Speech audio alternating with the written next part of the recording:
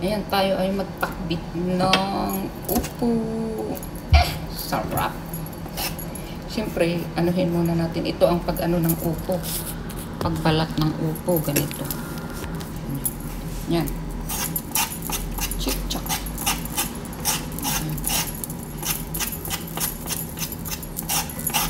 Kasi ito, yung ano lang ang matatanggal. Yung balat lang niya matatanggal, hindi pati laman. Ganyan ang style. Nakaagal ka man kanya punso. Diba? May natutunan ka na naman sa inyong lingkod. Ayan.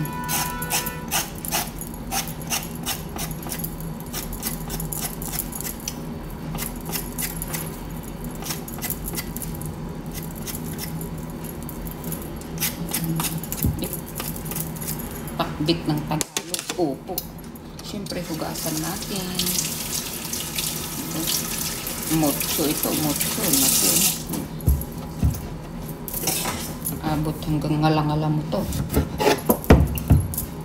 Yan. Tapos, siyempre, malalaki lang ang ano ng hiwang. Yan.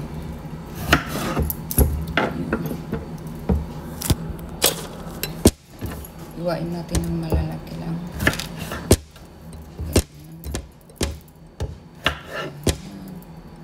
Malalaki ang hiwa. Cubes. Cubes lang ang hiwa.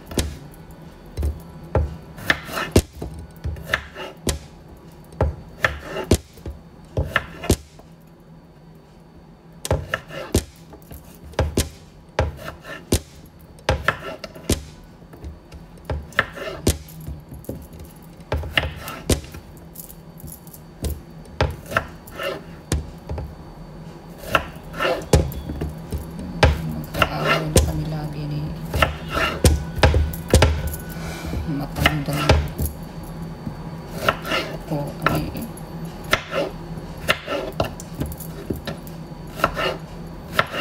di bali na pagtsagaan ko na lang siya.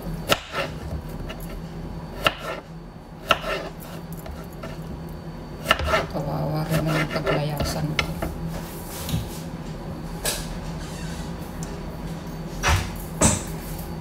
Siyempre ilagay natin dito. Ito, lagyan natin ng kamatis. Number 1 sa pinakbit. Kamatis.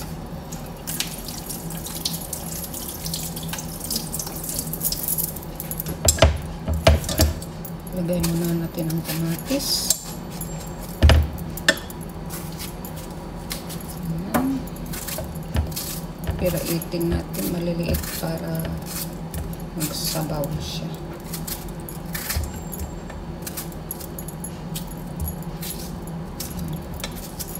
Dati libre lahat ang aking pagkain. Sabagay kahit naman dito binibigay din ako. Pero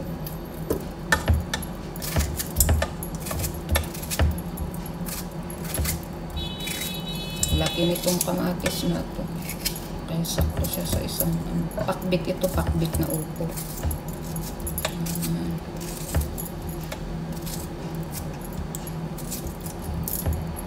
Yung sarap. Parang gusto ko kasi. Tapos lagyan natin siya ng sibuyas.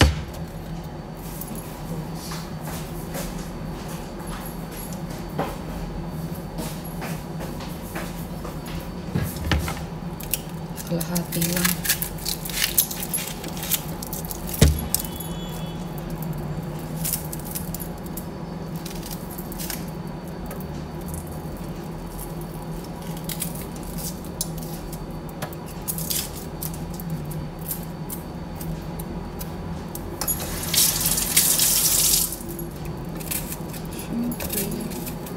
Dalian natin para hindi tayo mahuli. Hirap ano. Hirap ng kalagayan. Ganito. Lagi na lang ng aqua. Okay na natin yan. Cover. cover na pagluluto ito. Walang arte-arte. Dahil mahirap ang kasama ko. Mahirap kasama.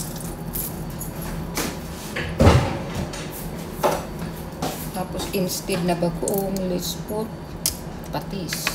Israeli patis. Dag sauce. Alright.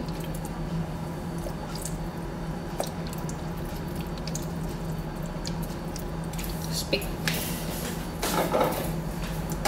Lagyan na natin ng sabaw.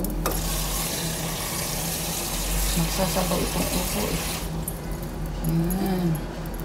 Ano pa ba inilalagay sa pakbit guys? Wala naman na, diba? Mamaya ko lagyan siya ng marak off. Mamaya.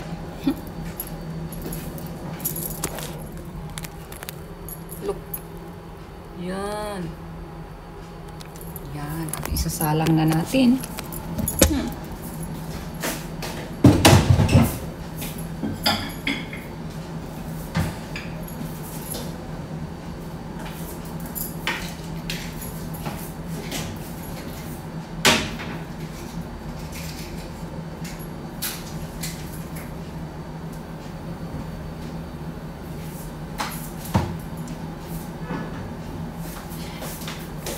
Pakuluan natin hanggang sa maluto, syempre. Takpan natin.